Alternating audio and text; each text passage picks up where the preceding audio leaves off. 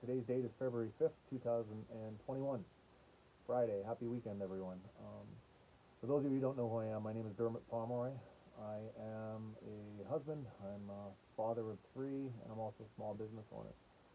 I'm here today to talk to you about an initiative that I've started with the help of many other people called Open Up Your Business.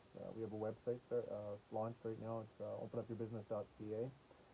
And we'll talk about that in a little bit, but I just want to tell you a little bit about myself and what brought me to here and what it's all about. So for the last 10 or 11 months, I believe about 11 months, I've been really paying attention to what's going on in the world, and I'm sure we all have. I mean, we're all locked up. We're all trying to figure out what's going on with this whole pandemic or whatever you want to call it.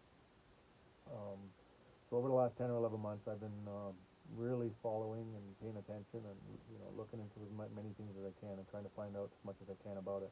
I've been going to protests. I've been to Ottawa on July 1st with 5,000 plus protesters up there when we marched to the U.S. Embassy to serve paperwork against the corruption that was going on in our government, to get the U.S. to look into it along with Mexico. Media blackout on it, never heard a thing about it. And then again on, I believe it was August 29th, I was back again, and there was an estimated 20,000 people up there as well. And might I add that while we were up there protesting, the cameras that are usually readily available and accessible to anyone just through the internet, they mysteriously went offline and they were malfunctioning. So and no one could actually go on and see that there was 20,000 protesters up there. There was virtually no media coverage on it, and the only coverage we did get on it was a select group of people that they filmed off on the sidelines, saying they were anti-maskers and Trump supporters and stuff like that. They actually tried to paint a couple of us as being Antifa type people that were there to cause violence, and I can tell you from being a part of this for about 40, 41, 42 weeks, whatever it's been right now, I have never seen any violence at all. It's always been peaceful protests, with the exception of something I'll get into in a minute. So anyhow, let's fast forward. I mean, then on protests from Queen's Park in Toronto, we can get no media coverage. They pretend like they don't exist. John Tory and the government, barely acknowledges that there's thousands of people coming out, and then the protest got moved to Yonge and Dundas Square. And on October 17th, we had an estimated 12 to 15,000 people marching up Yonge Street, and we had a convoy of vehicles. We had like thousands of people that overflowed into the streets to the point where the police had no choice but to shut down Yonge Street. And these are not just people out, protesting. This is protests we were doing with, true professionals out. We had doctors out speaking. We had lawyers. Rocco Galati, the top constitutional lawyer for the country, was out talking about his lawsuit that he has against the government. It's a 191-page statement of claim going against all these lockdown measures. We've had, like I said, we've had doctors, we've had lawyers, we've had all kinds of professionals speaking out. We had people from Vaccine Choice Canada out talking, and just to set the record straight, Vaccine Choice is not anti-vaccine. They're vaccine choice. They give you the facts. And so anyhow, we had every week we have professionals out speaking, people who know what they're talking about. And you can't get no media coverage. You get the media making fun of us, calling us anti-maskers, and just giving a little snippet of a couple of people on the sidelines, and painting them as anti-maskers or Trump supporters or QAnon and stuff like that. Now, I'm not here to talk about Trump. I'm not here to talk about QAnon. I'm not here to talk about any of that stuff. But just to give you a sense of what the media is trying to do and how they're trying to portray us. And in the meantime, right behind CP24, or not CP24, right behind Yonge and Dundas, you have City TV.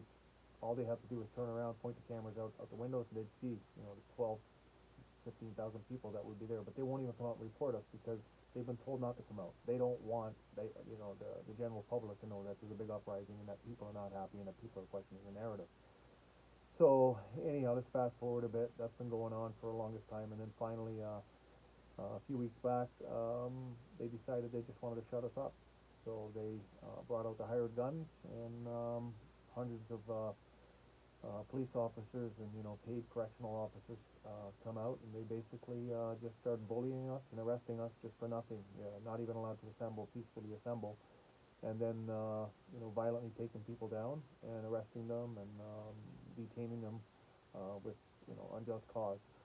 So there's been a lot of that going on in the last little bit, and basically media silence. The only thing you hear from the media is that some of them have been charged with assault and stuff, and there's absolutely no assault. I've been there. I've videotaped lots of it. I've shared the videos. The police classify an assault as as someone who is trying to protect themselves from getting assaulted. So those type of things are happening, and you turn on the 6 o'clock news and hope to hear something about it. And what do you hear? You hear Russia. Russia is mistreating its peaceful protesters over there, and the police are coming out, rounding them up, and arresting them against their will. Well, it's kind of funny because that's exactly what's happening right here, behind city TV. Right in front of their faces, and they won't even report on it, but they'll report on what's going on in Russia. So obviously they're trying to paint a narrative of Russia being the enemy and whatnot. So I'm not going to get too much more into that, but I've seen enough corruption from the media not covering stuff, and I've been around enough people, enough professionals to form an educated guess on what's going on in the world with regards to all the research I've been doing about this pandemic. And I mean, you need look no further than the fact that the all-cause death hasn't changed significantly at all in the last 5 years. They looked up the all-cause death rate for the last 5 years, and it's pretty much the same. But you will notice that all of a sudden this year, or last year, and this year, the flu has all but disappeared, and heart disease and pneumonias and stuff like that are on the decline. It's kind of coincidental, but those are on the decline, and at the same time, coronavirus is going up. And I haven't even gotten into the fact that no one has actually proven that the coronavirus has ever been isolated. So, that's another story for another day. And, the tests that they're using in the first place, even to diagnose the coronavirus, the PCR test, when I say coronavirus, I mean COVID-19, obviously, because there's many coronaviruses, but the PCR test in late January, the WHO came out and said that it's flawed and there's issues with it, and you should not really be trusting it, and especially if you have any kind of cycles over 25. So if you can understand what they mean by cycles, is they kind of amplify what they're looking for in there, and if you amplify it any time over 25 cycles, you might as well throw the results out the window, because they produce high percentage of it being false positive. And just to let you know, Ontario and Quebec are Ontario is around 40 cycles. They've been doing that, which is unheard of, and so is Quebec. So there's your false positive. There's your case numbers, and cases do not mean you're sick. I mean, at any given moment, we can have fragments of dead viruses or stuff that our body may have fought off, and they could be in our body, but that doesn't mean that they have the full virus. I mean, you can have sequencing or bits and fragments of viruses that could be in different types of viruses. It doesn't necessarily mean that it's COVID-19. So all of these tests are based on, or all of these results are based on a flawed test. So anyhow, I could go on and on about many different things like that, but I just bring you up to speed on what we're doing. Obviously, right now, because of these measures, because of these tests, because of whatever agenda they're pushing and what they're trying to accomplish, I have my own theories on it, but I'm not going to get into that. But what I'm here for right now is to try and push back against these measures, because what's happening is the biggest government overreach in the history, of our country, and they're violating our rights left, right, and center, and they're basically pushing us into some sort of totalitarian government. I mean, they're locking people up in quarantine centers. They've subcontracted it out to other contractors, where they're picking you up at airports, taking you to hotels against your will, not telling your family where they are. They've got them in Toronto. I believe somewhere in BC. They got them in Calgary, and they got them in Montreal. And we talked about this a long time ago, that this was coming, and Facebook fact checks it and says no, it's not true, and well, here we are, lo and behold. So I mean, I think enough people have seen over the last 10, 12 months of what's going on, that everything we've been talking about is happening. You paint us as conspiracy theorists. I mean, I think that's gone out the window now. I mean, it's time to take a long, hard look in the mirror and say something's not right here. So let's fast forward to where we're at today. People are locked up in their homes. The family unit is broken. I mean, I don't even know the last time I saw my parents. I can't think back to it because they can't come visit from Newfoundland. Even my kids' grandparents who live in Whitby, we can't visit them on a regular basis. You do a couple of porch visits and stuff like that, and they're scared to death because they're believing all this, and you get families divided and fighting with each other because they don't know what to believe. Everyone's running around in fear, and that's all you're hearing right now is a fear and propaganda campaign all over the TV. Like I said, they're walking all over our rights with the unjustified lockdowns, and it's just based on fear. And it's up to us to stand up and push back against this because 10 months, 11 months of this just sitting on our hands, waiting for it to change, waiting, for 2 weeks to flatten the curve. It's not happening. It's not happening. That time has come and gone, and it's time for us to take our rights back. We have to take a stand. And I know it's scary to stand up, but we have to stand up collectively. I mean, we just can't let it happen. It depends on you. It depends on me. It depends on us collectively, and that's what we have to do. So the initiative I launched called Open Up Your Business. Like I said, we have a website called openupyourbusiness.ca. It's basically a place where people can go and find out a little bit of knowledge about who we are. And all I'm asking is that you leave your email and contact information so that we can start hosting a few Zoom meetings collectively, and we can talk about what's going on. We can inform you of your rights, and we can get a plan to open up en masse. We do have a plan for tons of businesses to open up on February 11th, but this is not just a February 11th problem. This is going to be an ongoing thing. So we encourage, any business, it doesn't matter what it is, if they're putting restrictions on you, just open up, just open your doors. But let's do it collectively. Let's do it, as a group. There is strength in numbers, and let's push back, because if we just sit back and sit on our hands, they're gonna push us into something that we don't want to be in. I mean, right now, we're all at our wits' end, I'm sure. Like, kids home from school. My kids haven't been in school at all this year because I don't trust what's going on. They've been learning from home in 3 different rooms. They spend all day long on screen time. My little girl has no one to play with because there's no girls in the neighborhood for her to hang out with. And most people are scared to go out because they don't know what to make of it. I have 2 boys that are at least close in the same age, so they have each other to hang out with, and there's a couple of kids in the neighborhood that they hang out with. But this is just cruel. It's cruel. Like I said, my kids are online learning all day long in front of a computer, and then when my daughter gets off the computer, she's learning karate virtually online. Absolutely no social interaction. And it's not just about my family. There's tons of stories. I know of other families whose kids are having anxiety attacks and breakdowns. And like I said, drug overdose is up, domestic abuse is up, depression is up, suicides are up.